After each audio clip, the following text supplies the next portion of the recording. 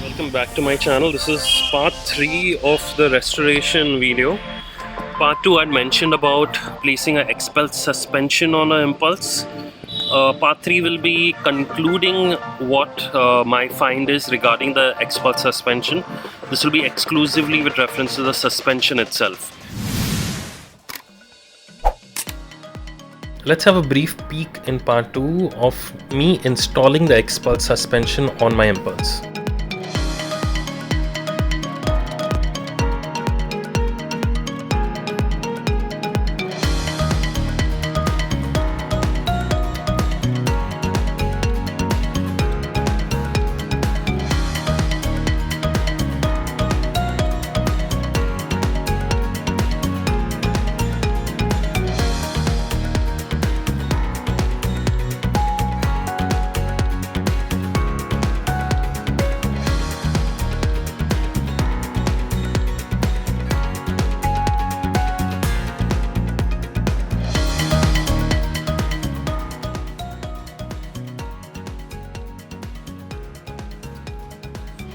Now, as you see, this bike looks tall, it looks stable, and it looks much bigger than a standard Impulse, and this is exactly how I like it.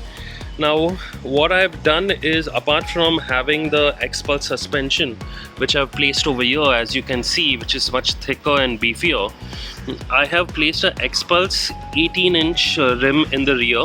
The Impulse rims used to be 17-inch. This is an 18-inch rear with a 120 size tire, so it's got a good wall size as well. And I have also placed an Xpulse 21-inch rim in the front with obviously the standard wheels, so 21-inch wheels. So what that has done is the 21-inch wheels in front has compensated for the lift that the Xpulse rear suspension has created. This is how my bike still looks stable. Now, if I place the Xpulse rear suspension with the standard Impulse rims, which is 19 and 17, the rear end would be lifted a bit, and that basically would affect the riding dynamics. Now, what people have done with reference to the raise in the rear for the Xpulse suspension with the standard wheel alignment is they, in the standard Impulse, they've placed a 2-inch riser over here. So the 2-inch risers in the front with the standard wheel setup kind of compensates for the increase in rear suspension. If you'd like to go ahead with my idea regarding the Xpulse rear suspension and a 2-inch riser for the standard Impulse setup, that I feel is the most convenient option. But if you like to go ahead with this look, which I feel is much better, the Xpulse front and rear rim and the Xpulse suspension setup, that is also good. But I gotta warn you on certain things. It's not like you just purchase the rim and place it. There are few challenges. To begin with, you see, this is the Impulse hub. The diameter of the hub is standard over here and over here as well. The Xpulse hub is different. The Xpulse has a smaller hub over here and a bigger hub over here. The Xpulse spokes is not a direct fit. So what I have done is I have purchased 2 sets of Xpulse spokes, because there's one spoke size which is long, which is right here, and there's another spoke size which is shorter. So there is a little wastage over here, but a set of Xpulse spokes is 125-130 rupees, so it's not that expensive. Now, purchasing the spokes is half the thing. You got to understand the Xpulse spokes do not have a bend over here that you see. This bend has to be created because the Xpulse hub is designed in such a way that the spokes are straight. You will have to find someone who's really good in designing spokes, or you'll have to find someone who's been specifically doing spoke work for a very long time. Only he can make this particular change. These are Xpulse spokes and these are bent. These are Xpulse spokes and bent over here. So your normal spokes guy will not be able to do it. Before you decide to have a 21-inch in the front, please understand if you can get this modification done. If you can't, then it'll be a waste of your money. Now, coming to the rear spokes as well, these are Royal Enfield spokes, which the person who did this particular modification mentioned. So there is a certain set of Royal Enfield spokes that's a direct fit.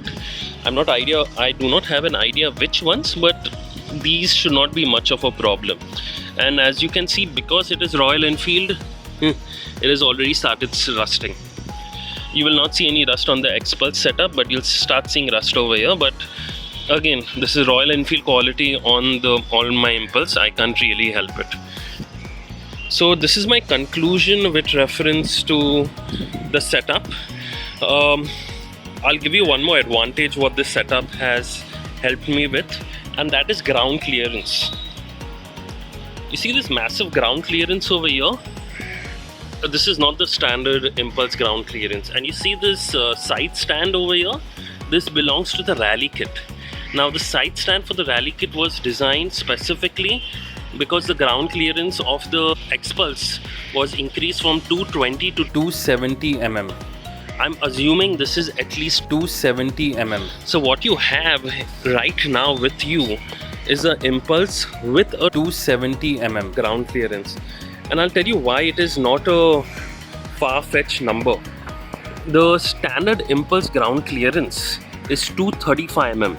I do not think 35 mm increase is an over-exaggeration from my end. So you have a really good ground clearance. Let me explain to you the comfort level as well. It may not be as easy as, say, a standard Impulse. I'm around 5'10"-ish in height, 5'10", 5'11" at the most optimistic, and I am tiptoeing on this bike. Let me show you how comfortable it is to sit on the bike. There are two ways to sit on the bike. I can do this, and you see I'm tiptoeing. The second way is this. There. You are tiptoeing on your feet. There is no two ways about it. It may be a little inconvenient, but for me it's worth the stance and the look that this bike provides.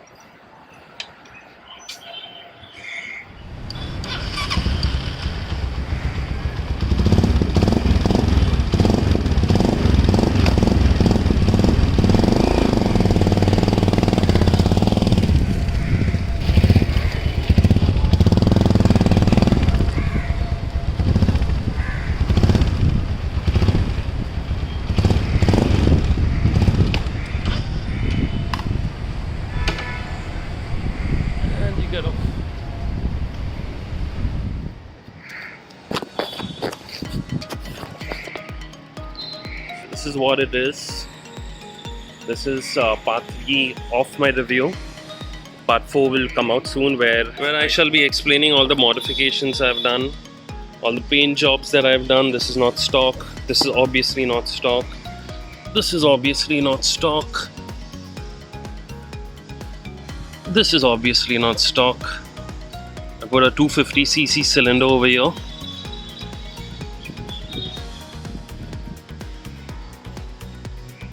There will be certain changes over here as well, which will be explained. And that's about it. So I look forward for seeing you in part 4 of this video. So till then, thank you for viewing my channel, and I look forward for seeing you in my next one.